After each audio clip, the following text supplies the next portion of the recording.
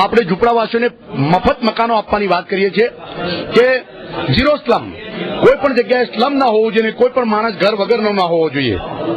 તો આ તો કેવી ટીપી કે જેમાં ટીપી પાડવાથી હજારો મકાનો તૂટી જાય, લોકો બેઘર થાય. તો આ ક્યારેય પણ ચલાવી ન શકાય. આ ભારતીય જનતા પાર્ટીના શાસનમાં વડોદરા મહાનગર સેવા સદને જે આ પ્રયત્ન કર્યો છે એને અમે વખોડી કાઢીએ છીએ. ટીપી 29 રદ થવી જોઈએ અને કોઈ પણ વ્યક્તિનું મકાન તૂટવું ન જોઈએ એવી માંગણી સાથે આજે મેં આવેદનપત્ર આપ્યું છે. કોંગ્રેસમાં એમને રાજીનામું આપેલું છે અને રાજીનામું ન સ્વીકારાય એના માટેની વિનંતી બી પડેલી છે. ટૂંક સમયમાં એ બાબતે નિર્ણય લેવાશે. આ જે બાબત છે એ ગરીબ મધ્યમ વર્ગ અને વડોદરા શહેરના વાસીઓ માટે છે.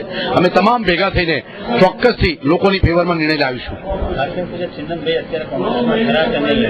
કોંગ્રેસમાં એમને સ્વેચ્છાએથી રાજીનામું આપેલું, એ અમારું રાજીનામાની બાબત પ્રદેશમાં પડેલી છે.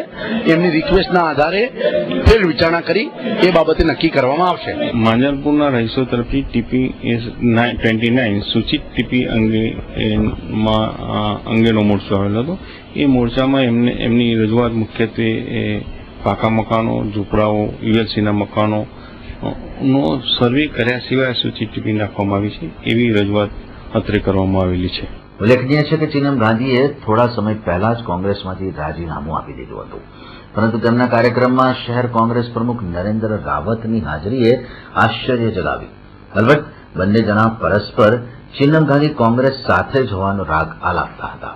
જ્યારે કોતર તલાવડી ખાતેથી પણ મોરચો પાલિકા કચેરીએ પહોંચ્યો હતો, જેઓએ સૂચિત ટીપી 29નો વિરોધ કરતા ટીપી રદ કરવાની માંગ કરી.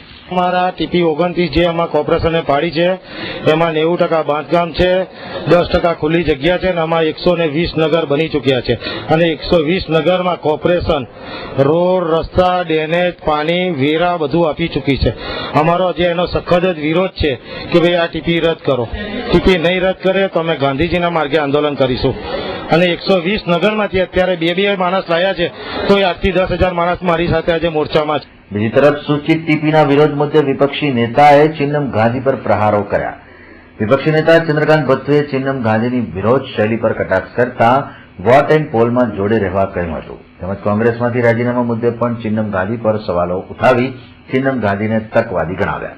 હવે સવાલ આવે છે કે જયારે એક તરફ મેયર એવું કહેતા હોય કે ભાઈ કોઈનું જ્યાં લોકો રહેતા હશે એનું તૂટે નહીં, જ્યારે વડોદરા શહેરનો પ્રથમ નાગરિક પાર્ટીનો જવાબદાર વ્યક્તિ એવું કહેતો હોય કે ભાઈ કોઈનું ઘર નહીં તૂટે તો પહેલા એક વખત તેના પર વિશ્વાસ મૂકવો પડે કે નહીં?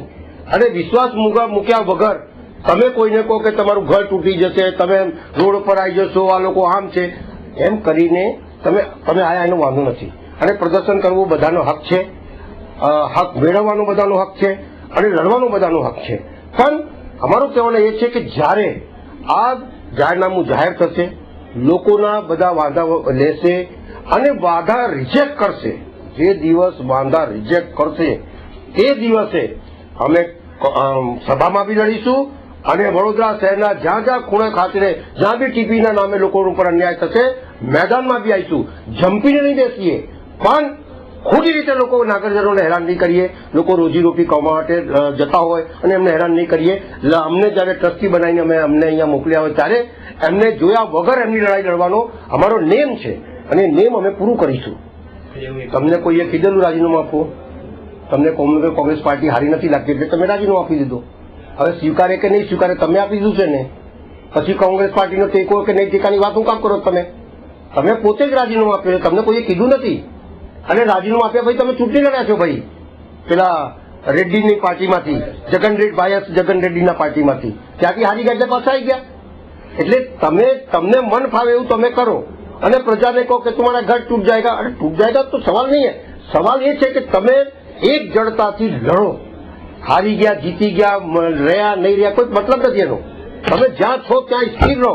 તમે રાજીનામું આપી દો પછી કે અમારા ઘર હે તો ઘર મેં કેટલું ચલે ગઈ ભાઈ તુમકો કોઈને બોલાતા? એટલે કોઈએ કશું કીધું નથી. તમે રાજીનામું આપી પોતે સ્વીકાર કરી લો કે ભાઈ મેં રાજીનામું આપી છે, હવે મારે નથી આવું. તમને નથી ગમી ત્યારે તમે જતા રહે ને, ગમે તો તમે જાત જ નહીં ને ભાઈ.